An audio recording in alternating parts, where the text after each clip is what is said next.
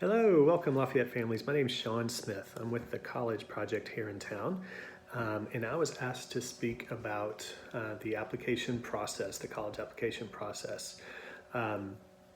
If you're a senior or a parent of a senior, many of you guys might be in the midst of this right now. But if you're a younger student, this information, hopefully this information is helpful for all of you. But a college application can take many forms. A school could choose to use their own form, their own application, which you can find on their website. They could use the common application, or they could use the coalition application. Those are the three main options. Some schools choose to use all three. Some schools choose to use one or the other. It's really up to each individual school. The common application has over 850 colleges nationwide that accept it. The coalition app, far fewer. I'm not exactly sure how many the coalition app has, probably around 150 to 200. But it really doesn't matter. If you're asking yourself which application a college would prefer, don't worry about it.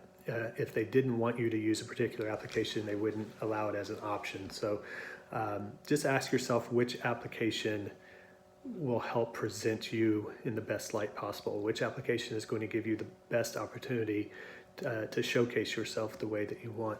And there's really no right answer for that. So that's going to be an individual basis.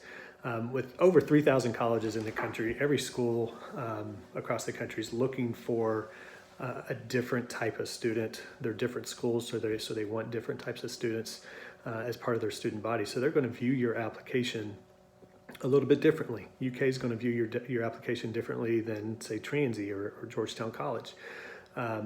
But there are a few things that they all have in common. Obviously, they're all going to want some basic bio, who you are, where you live, where you go to school. And all schools are going to want to see your GPA, your transcript, an official copy of your transcript from your high school. The most important factor in determining college admissions, regardless of the type of school you go to, is classroom performance. So your GPA from freshman through junior year, for the most part, is the most indicative factor in determining whether or not you'll be successful on a particular college campus. So every school is going to want to see your transcript to see how well you've done. They're going to want to see a final transcript to make sure that you have graduated and did well your senior year as well. But at this point, the only grades that you're going to have are through your junior year. So make sure you get your transcript sent. If you're using the Common App or the Coalition app, your counselor will upload a copy of that to the application, but you can also use Parchment. Parchment is probably the easiest way to go about doing that. So parchment.com, you can send your transcript through Parchment to any school that you're applying to.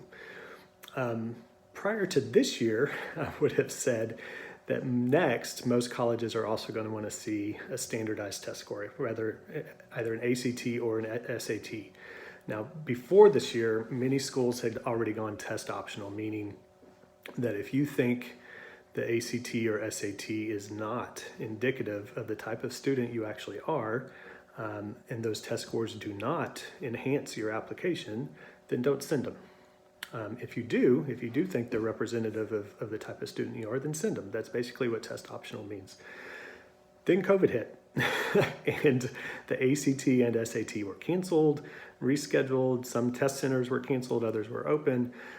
So many more colleges that were not test optional prior to this year have decided to go test optional. I can't give you an accurate number right now because, one, that changes daily.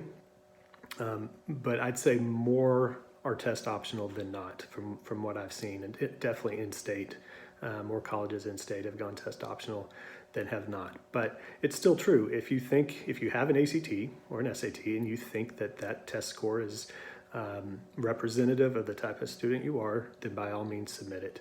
If not, don't. Now, some colleges may want you to provide an explanation as to why you're going test optional, but from what I've seen, most schools aren't even asking that. So make sure you contact your admissions office or go to their website and find out every school that you're applying to whether or not they're test optional. But keep in mind that just because they're test optional for admissions does not necessarily mean that they're test optional for scholarships. In many cases they are, but in some cases they're not. They're still going to require a test score for scholarship considerations. So definitely look into each individual school you're applying to and ask those questions.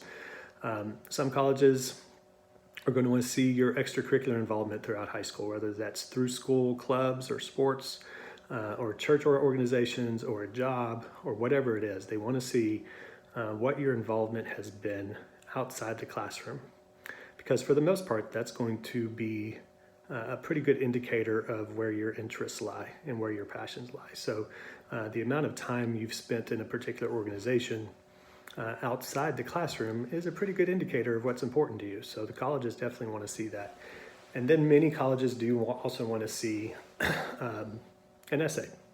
They want you to write an essay, one, because they want to see what kind of writer you are. But also this is an opportunity for you to tell the colleges something important about you, who you are, what makes you tick, that they couldn't otherwise already tell by reading your applications. Some will require multiple essays, some require short answer essays. So it's a really good opportunity for you to get creative and to give the college admissions counselor an idea of who you are. Some schools will also want to see a counselor recommendation and or a teacher recommendation. In many cases, they're going to see multiple teacher recommendations. Very rarely are they very specific about what type of teacher, but in some cases they are. So before asking a teacher for a recommendation, ask yourself, which teacher knows you best?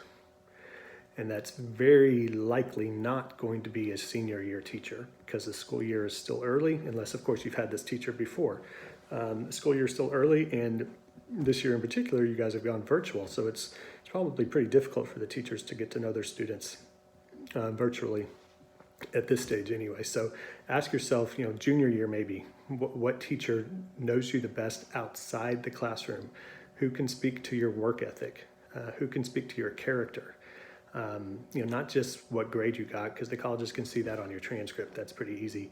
And don't automatically think, what teacher did I do well in his or her class? What class maybe did you struggle in, but you worked really hard and you met with the teacher on multiple occasions for additional work, and that teacher knows how hard you worked, maybe just to get a B and not an A. So that might be the best person to ask for teacher recommendation. Some deadlines, some terms to keep in mind: early decision and early action. You're going to run across those. Early decision is a binding agreement. That means you're telling the college that if you accept me, I'm coming. In some cases, I do recommend that. It can increase a student's chances of acceptance. But the only time I would recommend it is if you are for sure dead set on that school, and the financial aid looks like it's going to work out and fit within the family budget. Early action is just an earlier deadline where you apply early and you find out early. And in many cases, those deadlines are also tied to some of their academic scholarship deadlines. Very few schools offer something called restrictive early action. Basically, that means if you apply early action to our school, you're not allowed to apply early action to any other schools. So check into each individual school you're applying to. Make sure you're aware of the deadlines. Make sure you're aware of scholarship deadlines and requirements for those schools as well. I've gone well over my time, so if you guys have any questions after this, feel free to email me or call me. I think you guys all have my contact information. Thanks so much, and best of luck to you.